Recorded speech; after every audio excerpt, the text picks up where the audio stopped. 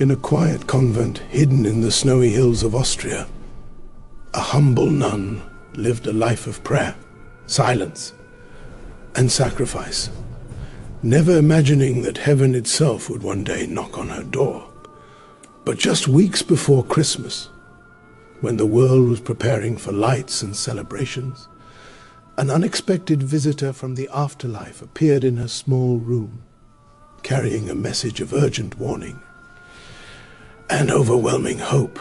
This is the extraordinary and deeply moving testimony of a nun chosen to receive a cry from the departed, an invitation for the world to awaken, to forgive, to pray, and prepare their hearts before Christmas. What she witnessed changed her life, and may change yours too. Sister Helena Seraphine had lived most of her life inside the quiet stone walls of a small convent hidden in the hills of northern Austria. The convent itself was nothing grand, just a few aged buildings shaped by centuries of prayers, seasons of snow, and the quiet devotion of women who had given their entire lives to God. Yet for those who walked through its worn wooden doors, there was an unusual peace, a sense that something invisible but holy lived between the cold stones. Sister Helena had joined the convent as a young girl after losing her mother to illness, and although she had experienced years of spiritual duty, she carried inside her heart a constant question: was she truly doing enough for the souls who needed help? Because of this longing, she had always felt connected to the stories of Maria Simma, the woman known in Europe for her strange but holy encounters with departed souls from purgatory. These stories had both fascinated and stirred her, for she believed they held a message for every Christian who sometimes forgot how close heaven was to the world. But she never imagined her simple life would ever touch anything similar to those accounts, until one December night, only weeks before Christmas, when her quiet world was changed forever. The night began like any other winter evening in the convent. The sisters had finished their humble supper, prayed their rosary together, and retired to their separate rooms. Snow tapped softly against the small window of Sister Helena's cell. The candle on her desk flickered gently as she read a worn spiritual book about charity and sacrifice.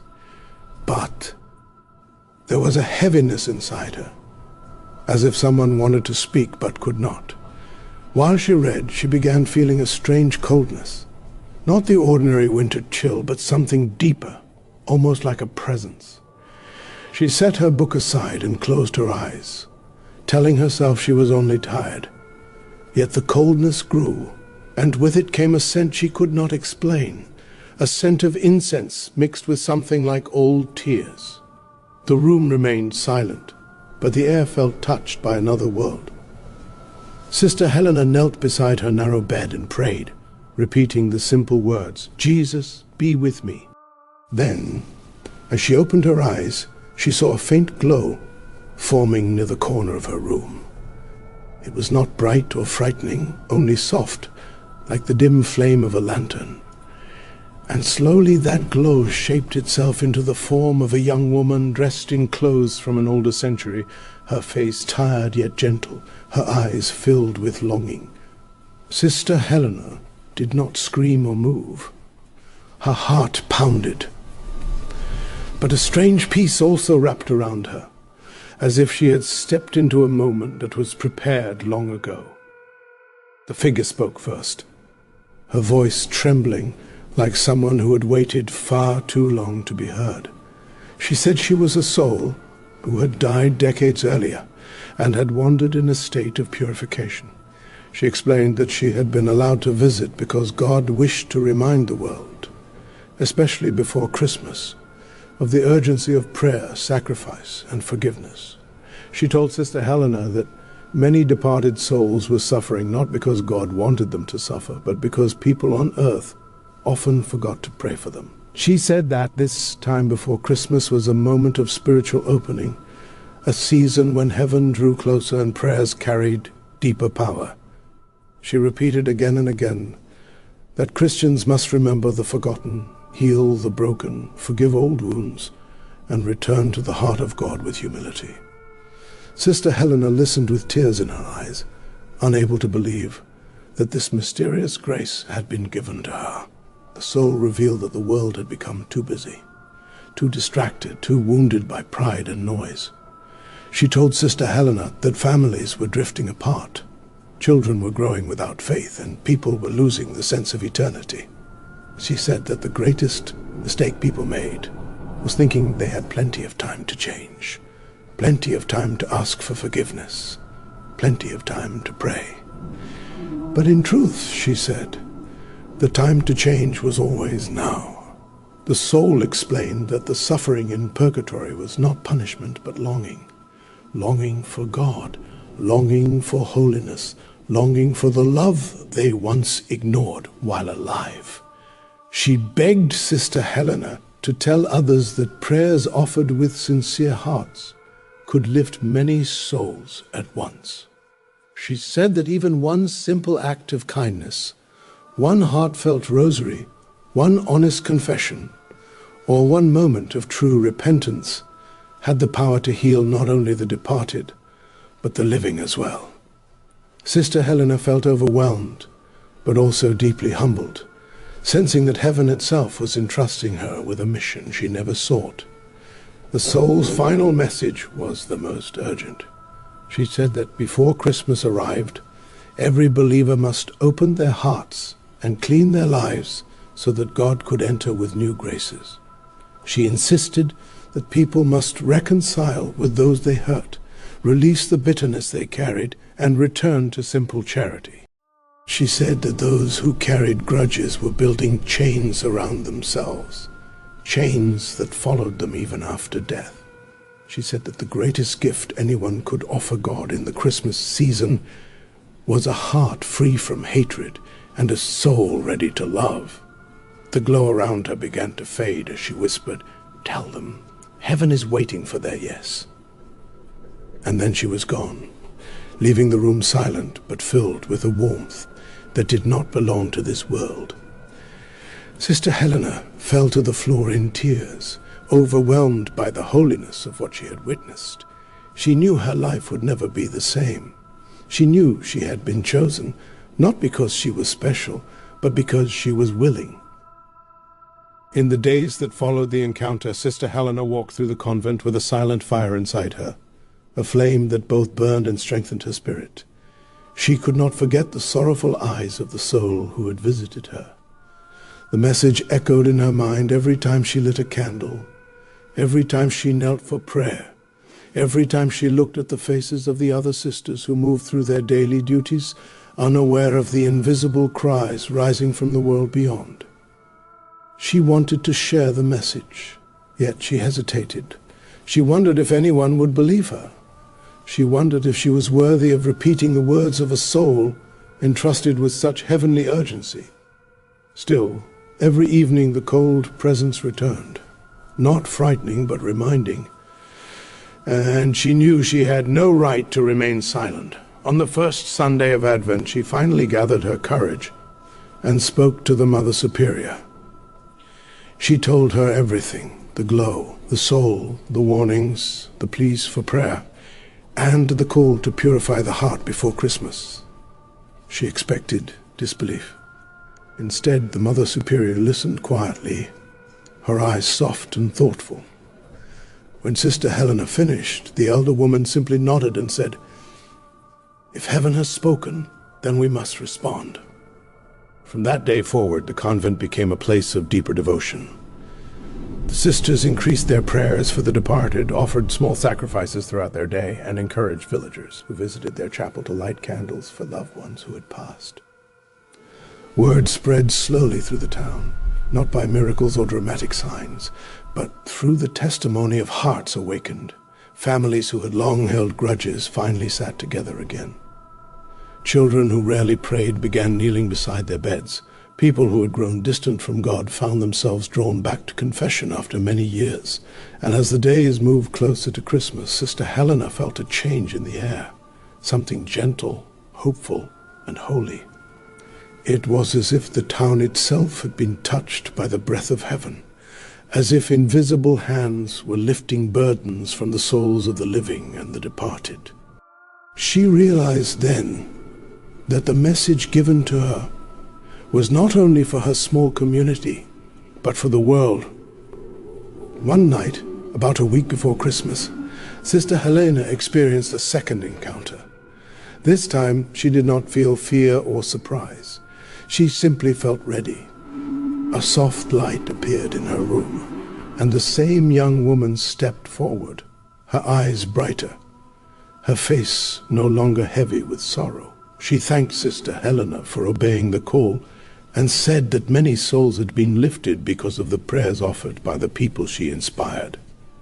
She explained that every prayer, no matter how small, had a ripple effect that touched eternity.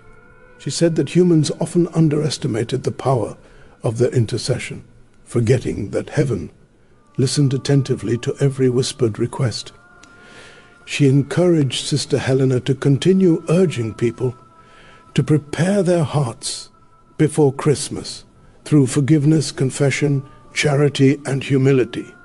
She emphasized that spiritual preparation was not only for the sake of the departed, but for the living who needed healing. She repeated that the world was in a state of confusion, and that people were hungry for truth, peace, and purpose. Her voice softened as she added, "They do not need complicated words, they need love." The soul also revealed something Sister Helena had not expected. She said that many souls who appeared in purgatory were not evil people, but ordinary men and women who had simply delayed doing good, delayed apologizing, delayed taking faith seriously. She said that God's mercy was far greater than human faults, but that people had a responsibility to choose Him while they were still alive. She insisted that the weeks before Christmas held a unique grace, a window in which hearts were naturally softer and more open to God. She urged Sister Helena to remind people that Christmas was not just a celebration of a historical birth, but a renewal of God's desire to be born within the human heart, again and again. As she spoke, the light around her grew brighter, and Sister Helena sensed that the soul was nearing the end of her journey. When the woman finished, she smiled for the first time, a smile full of freedom, and whispered, "Tell them heaven is closer than they think." Then she vanished gently, leaving behind a peace that felt like warm morning sunlight after a long night. In the final days before Christmas, Sister Helena dedicated herself completely to the mission. She wrote letters to churches in nearby towns. She spoke to families, to young people, to elderly villagers who visited the chapel. Her message was always simple: pray for the departed, forgive one another, let go of pride, prepare your heart, do not wait. The effect was extraordinary. People who had drifted far from faith returned quietly, humbled by the reminder of eternity. Families reconciled. Doors that had been closed for years opened again. A spirit of tenderness spread among the community, as if every soul understood that heaven was gently knocking. On Christmas Eve, the chapel overflowed with people, many of whom had come for the first time in decades. As the choir sang soft hymns, Sister Helena felt tears rising in her eyes, not tears of fear like in the first encounter, but of awe. She realized that it was not she who had changed the people, but God working through the fragile story entrusted to her. That night, as candles flickered in the midnight, Mass began. Sister Helena bowed her head and thanked God for allowing her to serve in such an unexpected way. She felt the presence of heaven more intimately than ever before, as if the air itself was glowing with unseen angels. She prayed for the soul who had visited her, for all the departed who still longed for prayers, and for every heart present in the chapel. She prayed especially for those who would hear the message in the coming years, long after she was gone. And in that holy silence she understood a truth she had not realized before. The encounter was not only a message about purgatory or Christmas, but a reminder that every moment of life was a chance to choose love, forgiveness, and eternity. She felt overwhelmed with gratitude, knowing she had witnessed something that would echo long beyond her lifetime. When the Mass ended and the bells rang across the snowy valley, Sister Helena stepped outside and looked up at the star-filled sky. The world felt touched by God's breath, renewed and washed clean. She whispered a simple promise into the cold air. "I will keep telling them." And she did, year after year, until the message spread far beyond her convent, inspiring countless believers to pray, forgive, and awaken their souls. The story of her encounter traveled quietly through villages, towns, countries, and hearts, reminding people everywhere that heaven was near, the departed were waiting, and Christmas was a doorway for grace.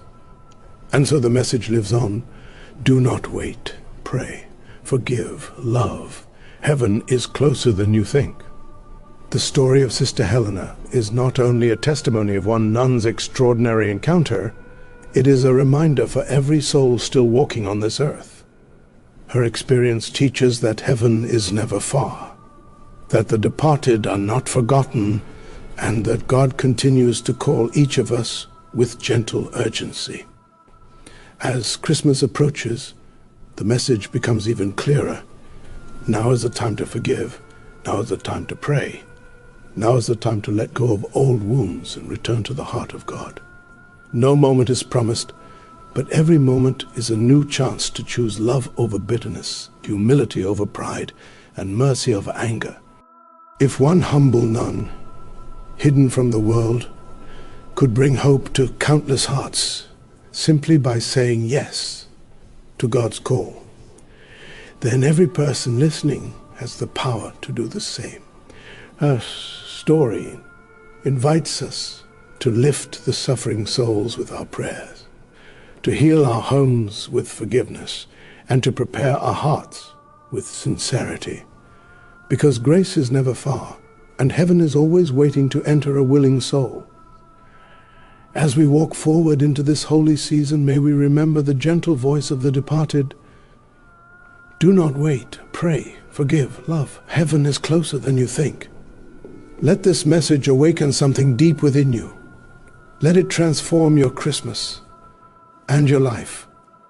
And so, as the snow fell softly outside that humble convent, one truth echoed across heaven and earth. Every soul is waiting for our love. Every prayer carries eternal weight, and every heart can be reborn if it simply says yes to God. The message has been given. Now it lives in your hands. As we remember the message carried from the souls who long for your light, open our hearts to your mercy. Teach us to forgive where we have held bitterness, to pray for those who have gone before us, and to walk in humility and love. Fill our homes with peace, our minds with clarity, and our spirits with the courage to choose what is holy. Lord, prepare us for the coming of your Son. Cleanse our hearts, strengthen our faith, and help us become instruments of hope for a world in need. Receive the departed into your embrace, and guide us all toward the fullness of your light. We surrender our fears, our wounds, and our pride into your hands. Make us new again. Amen.